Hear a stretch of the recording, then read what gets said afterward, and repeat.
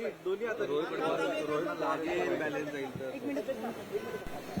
Visa आहे का आहे ना मी दोन्ही आता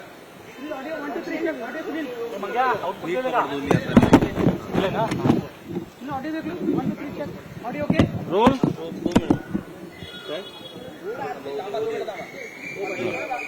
काय होतो मी होतो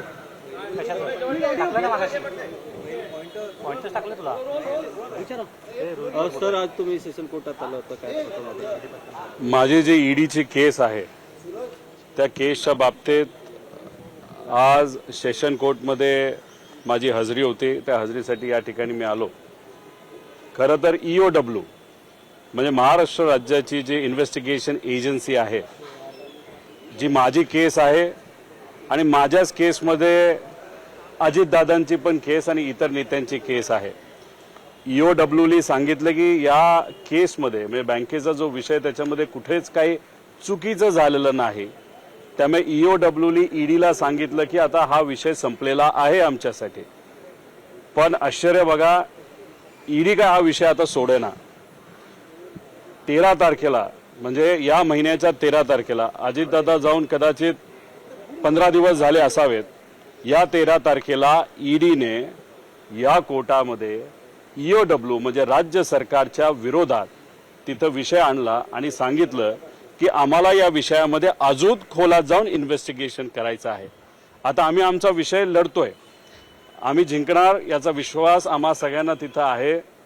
कितीही संघर्ष केला, किती आम्हाला आडवं चालले तरी आम्ही तिथं लढत राहू. पण विषय एवढाच आहे, कोडं कधी कधी सुटत नाही की जे लोक आज सत्तेत आहेत त्यांचा सुद्धा विषय ईडी सोडत नाही. हा एक फार मोठा प्रश्न आता लोकांना त्या ठिकाणी पडलेला आहे. आम्हाला कळालंय की 26 तारखेला म्हणजे 26 जानेवारीला हा विषय जेव्हा दिल्लीला गेला होता, दिल्लीकडनं कदाचित सांगण्यात आलेलं आहे की या विषयामध्ये जे जे कुठले नेते आहेत त्यांना अजिबात तुम्ही त्या ठिकाणी सोडू नका. इन्व्हेस्टिगेशन ऑफिसर बदलायचं झालं तरी बदला, पण हा विषय तुम्ही सोडू नका. म्हणजे कुठं ना कुठंतरी राज्य सरकार आणि केंद्र सरकारमध्ये विरोधाभास आहे असं आम्हाला वाटतं.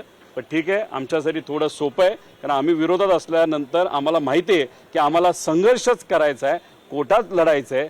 पण ज्या लोकांना असं वाटतं की ते आज सत्तेत आहेत म्हणून ते सुटले, त्यांचा मात्र फार उद्या जाऊन मोठी अडचण होऊ शकते असं मला तरी वाटतं.